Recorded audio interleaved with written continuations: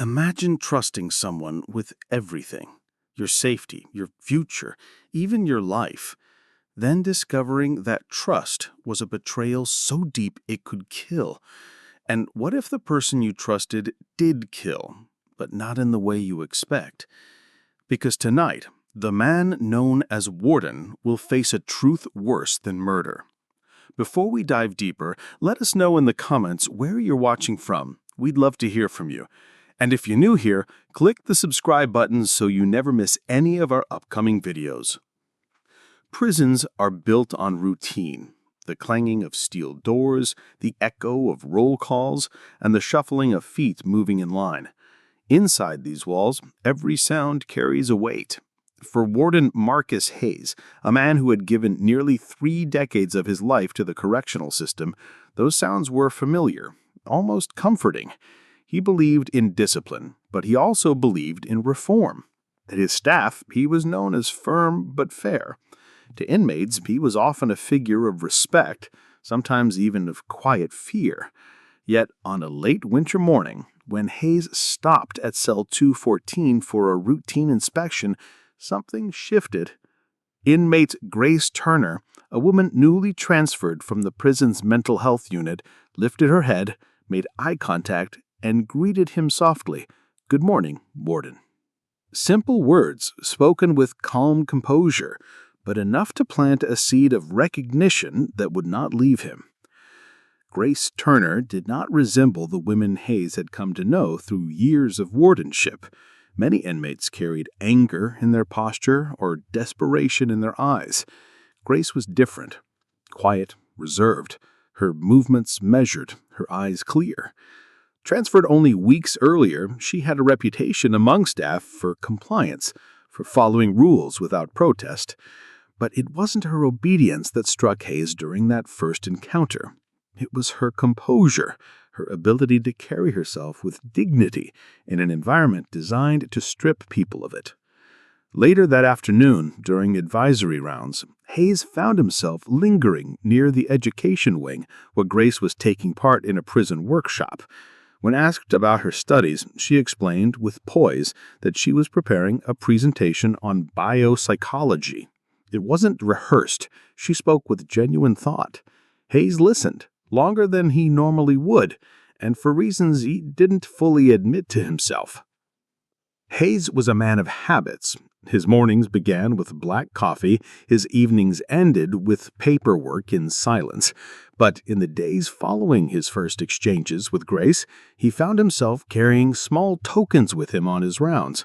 One morning, it was half a cup of coffee left in his thermos, lukewarm but offered casually. He handed it through the bars. Grace accepted with a quiet nod, holding it in both hands as though it were something far greater than it was. She noticed details, his neatly pressed uniform, the faint trace of lavender in his aftershave. Lavender was not something inmates often smelled in prison corridors, and Grace mentioned it with the smallest of smiles. Hayes chuckled, brushing it off, but the comment lingered. In that sterile environment, where emotions were muted and connections rare, such a remark carried more weight than either of them cared to admit. Grace began requesting more time in therapy sessions, citing her ongoing struggles with anxiety and past trauma. Hayes approved the requests without hesitation. He told himself it was simply protocol, part of his duty to ensure inmates received the treatment they needed. But the truth was, he believed in her progress. He wanted to believe she was different, that she could be one of the few who actually turned her life around. During those sessions, Grace rarely spoke about her crimes. Instead, she asked Hayes questions about his work, about why he chose this career, about what he believed redemption meant. They were questions that forced him to think, to reflect in ways he hadn't done in years. She listened with an attentiveness most of his staff never gave him, and though he tried to maintain a professional boundary, each conversation left him unsettled, both wary and quietly drawn in. Over time, the tone of their interactions shifted in ways subtle but undeniable. A passing glance held a second too long. A casual remark softened with warmth. Grace no longer greeted him merely as an authority figure. She spoke to him as though she saw the man beneath the uniform. Hayes, who had built his entire life on principles of control and restraint, found himself caught in moments where his guard weakened. Other inmates noticed the extra time he spent in her corridor. Staff members whispered, but dismissed it as Hayes being Hayes, always attentive, always compassionate. But what they didn't see was the growing bond forming behind closed doors. Grace leaned forward in conversations, lowering her voice, letting her words rest heavy in the silence between them. And though Hayes knew the danger, he didn't pull away. In a world built on walls and rules, they were both stepping quietly across a line. By the end of the month, Hayes could no longer deny that something had changed. He told himself it was simply a professional interest in an inmate's well-being. Yet in quiet moments, while walking the halls at night or staring at his reflection in the bathroom mirror, he admitted to feeling something he hadn't felt in years. Grace was not just another inmate. She had found a way to occupy his thoughts. The warden of a correctional facility, a man responsible for hundreds of lives, was now tethered in small but significant ways to one woman behind bars. For Grace, every request for therapy, every conversation seemed purposeful. She carried herself with patience, as if waiting for the right time. And though Hayes couldn't see it yet, what had begun as compassion was slowly becoming entanglement, one that would test the very boundaries of trust, loyalty, and survival inside those quiet prison walls. Prison walls are meant to separate worlds, authority from confinement, law from defiance. But those walls did little to keep Marcus Hayes and Grace Turner apart. Their meetings, once professional, began taking on a different rhythm. What started as scheduled therapy requests gradually turned into longer conversations, unplanned encounters during evening rounds, and subtle exchanges of trust. Grace asked him about his family. Hayes admitted he had no children, that his marriage had dissolved years earlier, leaving only silence in his home. Grace listened, her expression softening with empathy that felt disarming in a place built on suspicion. For Hayes, it was intoxicating to be seen not as a warden, not as a figure of power, but as a man, flawed, aging, and longing for connection. Each word between them was another thread binding their lives together, creating something fragile yet dangerous, concealed beneath the surface of institutional order. Their conversations grew personal. Hayes told Grace about his childhood in rural Virginia, the way his father insisted on order, on never showing weakness. Grace shared fragments of her own past, though never too much, stories of being left behind, of struggling to feel safe in her own skin. These exchanges blurred the line between authority and intimacy. One night, Hayes found himself standing outside her cell longer than he should have. The corridor was empty, the cameras angled just enough to miss the doorway. Grace leaned close to the bars, her voice barely above a whisper. "You're the only person here who talks to me like I matter." The words pressed against something Hayes had buried for years, a need to be valued, to be more than his title.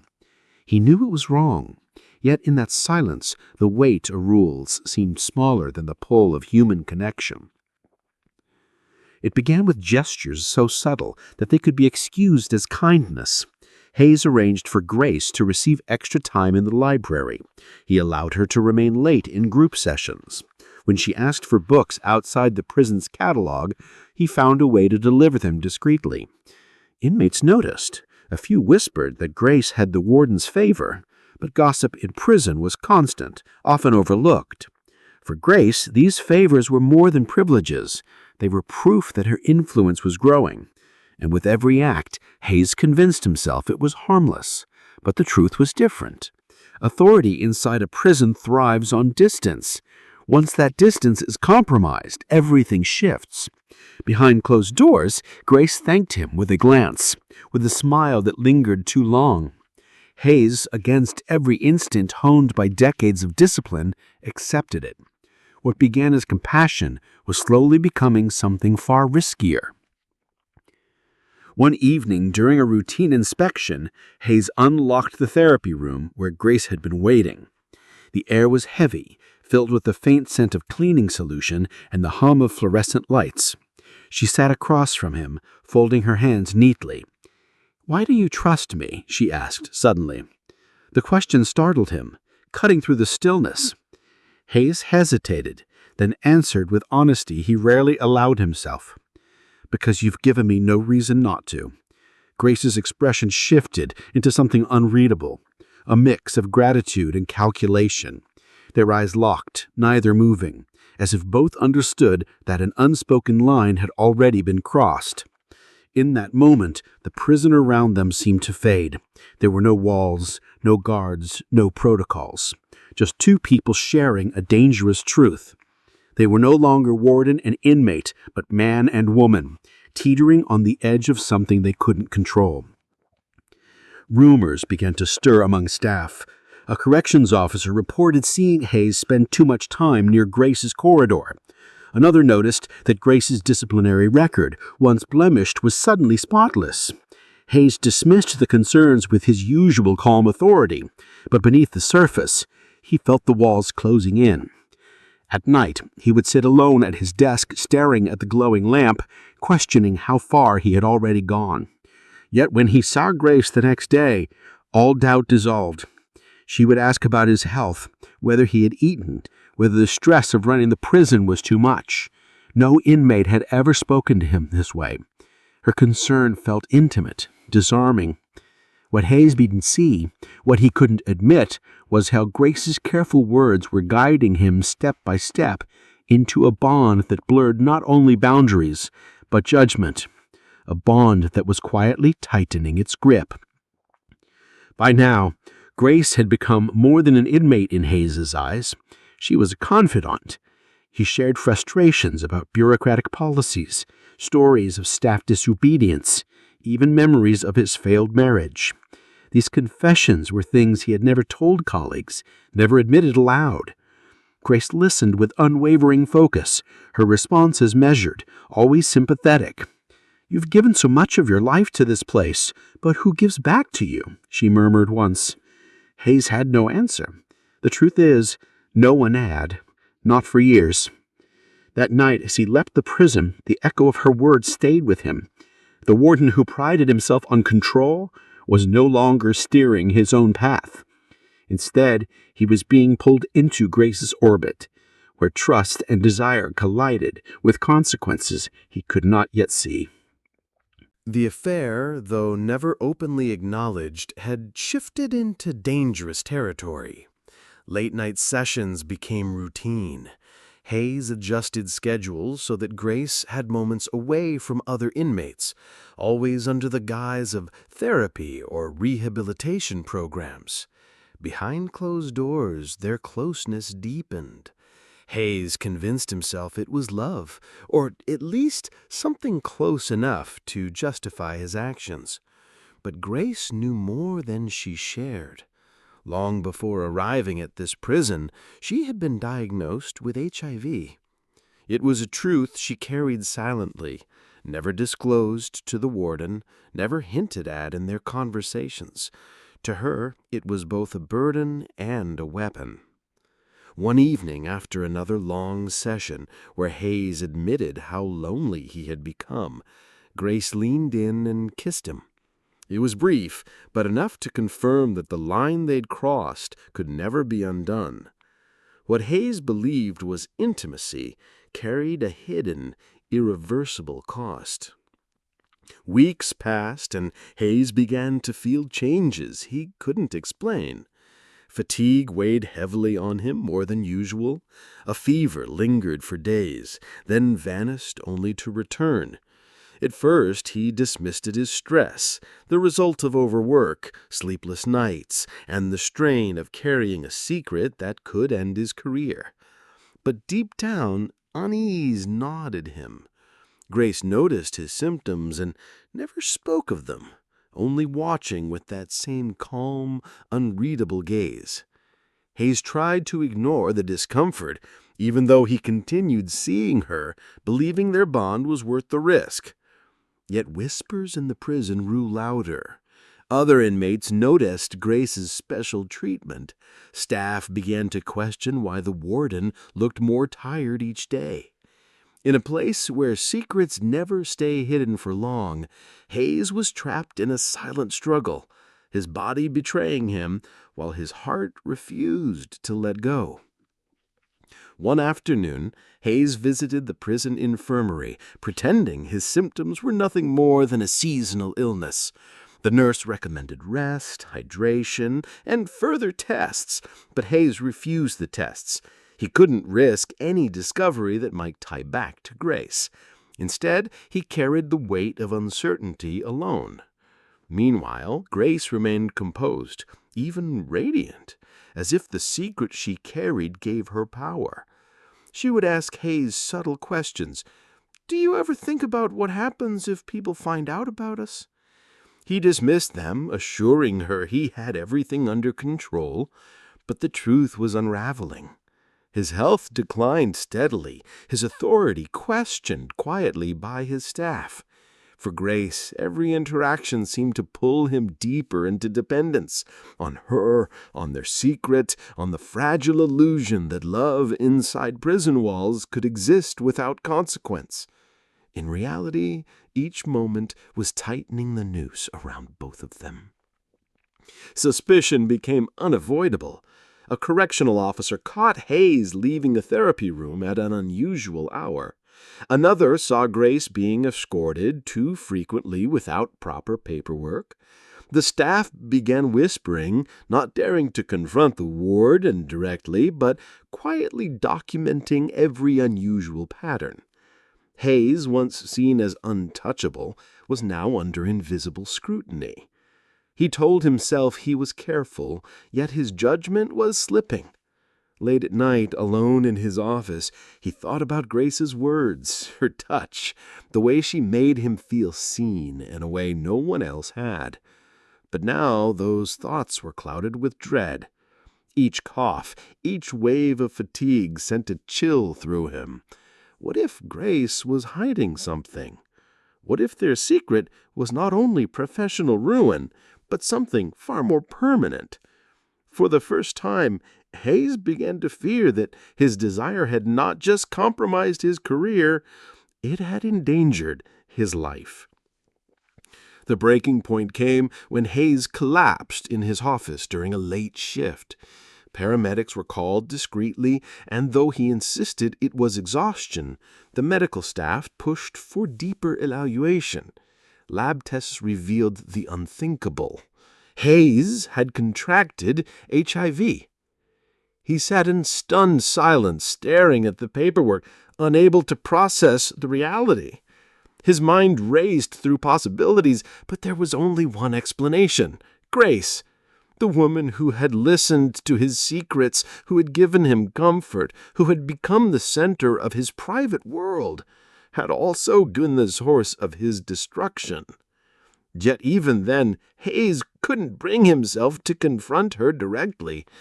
Instead, he withdrew, struggling to balance the weight of his position with the devastation of his diagnosis. Grace, however, seemed unchanged, calm, steady, almost expectant, as if the secret she carried gave her power. And now the prison walls seemed smaller, tighter, impossible to escape. The whispers had grown too loud for administrators to ignore. A quiet review of Hayes' conduct began, spurred by complaints from officers and irregularities in prison records. Meetings with staff painted a troubling picture: unusual leniency toward Grace Turner, unexplained private sessions, and an undeniable decline in Hayes' health. One officer, breaking under the weight of silence, suggested there was more than professionalism between them. Hayes denied everything when questioned, his voice firm but his hands trembling. He insisted he was committed to the institution, that rumors were nothing more than bitterness among his staff. But his words carried less conviction than ever before. Outside his office, the air felt charged. Grace sensed it too. When Hayes approached her cell, she met him with a knowing look. Neither said a word, but both understood the fragile secrecy that had bound them together was unraveling faster than either of them could control. The infernal investigation pushed deeper. Medical staff raised concerns about Hayes' condition, labored breathing, unexplained fatigue, and weight loss. When administrators ordered routine health checks, Hayes refused, claiming his medical history was private. That refusal raised alarms. Meanwhile, Grace remained calm, attending group therapy, participating in classes, blending into the rhythm of prison life as if nothing around her had changed. Yet even in her silence, she radiated a kind of defiance. Other inmates watched her with a mixture of envy and suspicion. For them, she represented something rare, power within the powerless. Hayes, however, felt cornered. Each report, each closed-door meeting tightened the noose. He replayed his sessions with Grace over and over, hoping for an explanation that might absolve them both. Instead, he found only more doubt. The truth was broaching, and Hayes knew that when it arrived, it would tear apart everything he had spent decades building. One late evening, Hayes made a desperate attempt to speak to Grace again. Alone in the counseling room, his voice cracked as he asked, "Why me?" Grace leaned back in her chair, her wrists resting loosely on the table, as if the shackles no longer mattered. She had not tricked him, not entirely. He had opened a door himself. Grace's gaze held no malice, only a cold acknowledgement of the truth. For the first time, Hayes realized the full weight of what he had risked. Not just his career, but his health, his reputation, his family. He left the room hollow, carrying a secret that was no longer his alone. Soon the investigation would connect the threads, and once they did, Hayes feared there would be no way to separate his downfall from Grace's name. The breaking point came when Hayes collapsed during a staff meeting. Paramedics were called, and despite his protests, he was rushed to the hospital. There, the diagnosis he had tried so hard to conceal became undeniable. Confidentiality couldn't protect him anymore. Word traveled quickly. Within days, the prison was buzzing. Officers whispered in corridors. Inmates exchanged knowing glances. For Grace, the news was both liberation and condemnation. She no longer needed to confirm anything. People connected the dots on their own. The administration, already suspicious, now had cause to remove Hayes from his duties. Overnight, the man who once controlled hundreds of lives was stripped of his authority. He lay in a hospital bed, frail and uncertain of what awaited him. Grace remained behind bars, but in her own way, she had already won. She had reshaped the balance of power, leaving Hayes to reckon with his choices. Following Hayes' hospitalization, investigators turned their focus squarely on Grace. Records revealed hours of private sessions, reports of special treatment, and testimonies suggesting boundaries had been crossed. For the first time, Grace was summoned not as an inmate to be counseled, but as a subject of inquiry. She sat across from administrators, her hands folded neatly, her answers measured. She admitted nothing. "The warden was kind to me," she said softly. "That's all." But her poise unsettled the room. Behind the calm, there lingered the shadow of manipulation. Could one woman, confined by steel bars, have brought down a man of Hayes' stature?